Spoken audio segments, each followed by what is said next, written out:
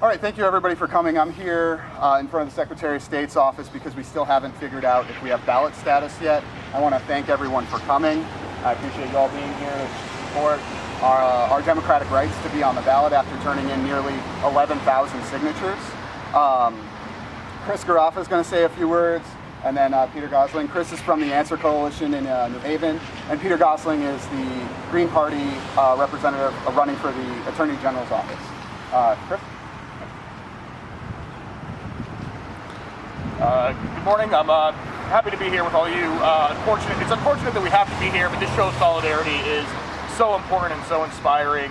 As Fred said, I'm a member of the Answer Coalition. I'm an organizer with the Party for Socialism and Liberation out of New Haven, and we have had our own share of struggles with secretaries of state and other electoral boards. We know that the entire electoral system in this country is biased towards the Democrats and Republicans and against any third parties, but in particular, any third party that has leftist or socialist political attitudes. So we're standing here in solidarity today with Socialist Action and with this campaign, and we're here to demand that the Secretary of State validate and report back on the almost 11,000 signatures on the petitions that the campaign has worked so hard to collect. Coming from New Haven, we stand in solidarity. Our entire branch sends its solidarity, our party sends its solidarity, and we're here to demand, as I said, that the Secretary of State just respond to the immediate concerns of this campaign. Thank you.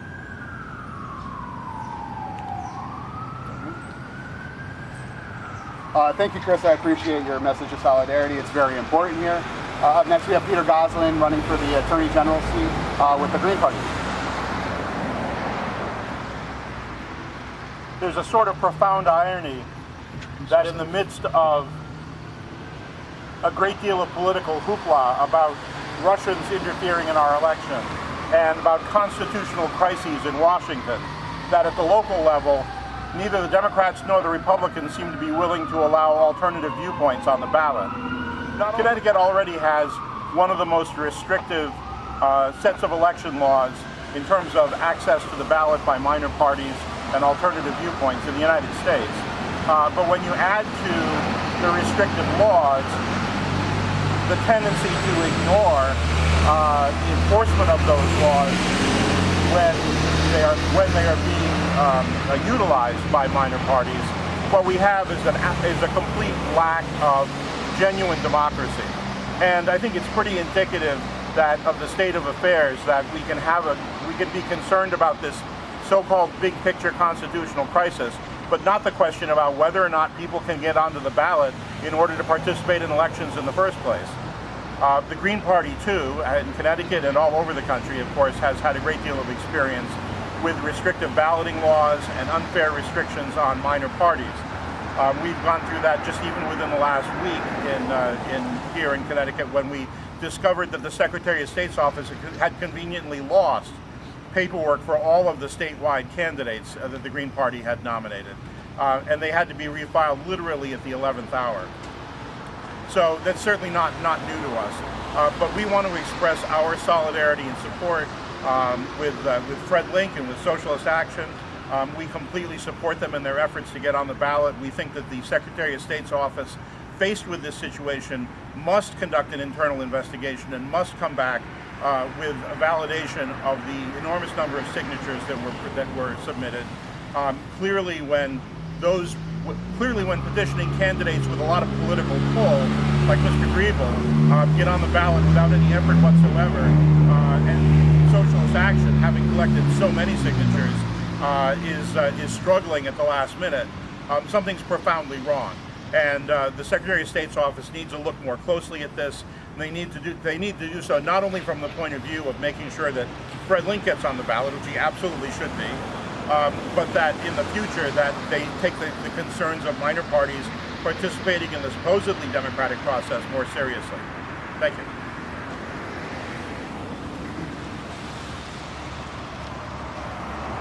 Thank you, Peter. So my name's Fred Linck, and I'm running for the United States Senate. We did hand in almost 11,000 signatures, and I have a little speech here about that. 17 years ago, a monstrous crime was committed. And how did the ruling class institutions in this society respond? The government, the banks, the insurance companies, the media, and other big business. Did they marshal all available resources to support the survivors and families of the victims of 9/11? No, they didn't. They fanned the fear and the anger of the moment. They weaponized it and organized attacks on Muslims in this country and on civil liberties. And they waged one war after another. They are still using fear for all the same purposes.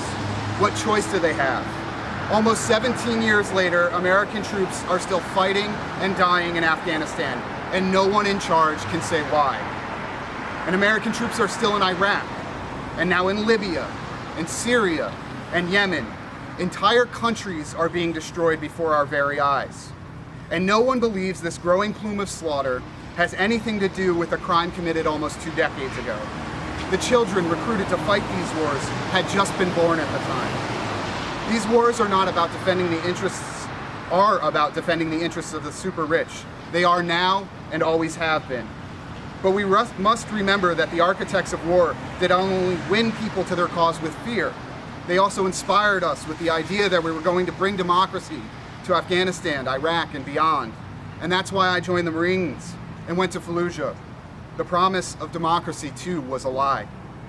And in its falsehood was crystal clear only a few years later when masses took to the streets to fight for democratic rights all across the Arab world. In that fight, the American government acted to crush the uprisings by any means necessary, whether it meant backing despots or bombing countries into fragments. But still, working people here in America managed to learn from the revolt across the ocean.